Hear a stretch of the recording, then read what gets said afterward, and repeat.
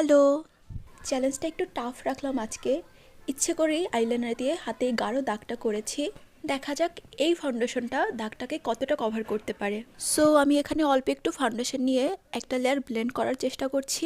Just ব্লেন্ডিংটা দেখুন, স্কিনের সাথে একদম স্মুথলি ব্লেন্ড হয়ে যাচ্ছে। সেই সাথে এই ফাউন্ডেশনের কভারেজ, দাগটা অলমোস্ট হাইড হয়ে গেছে, তাই না?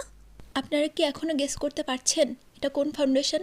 আমি কিন্তু খুবই অল্প পরিমাণ ফাউন্ডেশন নিয়েছি এখানে, তাও কতটা কভারেজ দিচ্ছে। আমার ব্লেন্ডিং শেষ, আর হোপফুলি এখন আমার হাতটা দেখে বোঝা যাচ্ছে ফাউন্ডেশনটা কতখানি এয়ার ব্রাশ ফিনিশিং দিচ্ছে। এখানে আমি আমার দুটো হাত একদম পাশাপাশি রেখেছি, একটাতে আমি ফাউন্ডেশন ইউজ করেছি আর একটাতে করিনি। এখানে ক্লিয়ারলি আমার একটা হাতের ডার্ক স্পট সব ভিজিবল হচ্ছে এবং অন্য হাতটাতে ফাউন্ডেশন ইউজ করা সত্ত্বেও কতটা ন্যাচারাল ফিনিশিং দেখা যাচ্ছে। এই ফাউন্ডেশনটা আমার এত পছন্দ যে লাস্ট 2 ইয়ার্স ধরে আমি এই সেম ফাউন্ডেশন ইউজ করছি। আর এটা হচ্ছে সুইস বিউটির airbrush finish full coverage foundation. I don't know why this product is so underrated, but trust me, এই ফাউন্ডেশনটা যে কোনো হাই এন্ড ফাউন্ডেশনকে বিট করতে পারবে।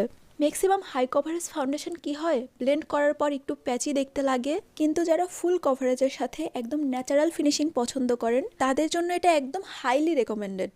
আর সব থেকে ভালো যে ব্যাপারটা সেটা হচ্ছে এই ফাউন্ডেশনটা অল স্কিন টাইপ। আর যারা সুইস বিউটির অথেন্টিক প্রোডাক্ট নিতে চাচ্ছেন, এক্ষুনি ফেজ বাবাতে অর্ডার করে ফেলুন, because we fetch and you just flaunt.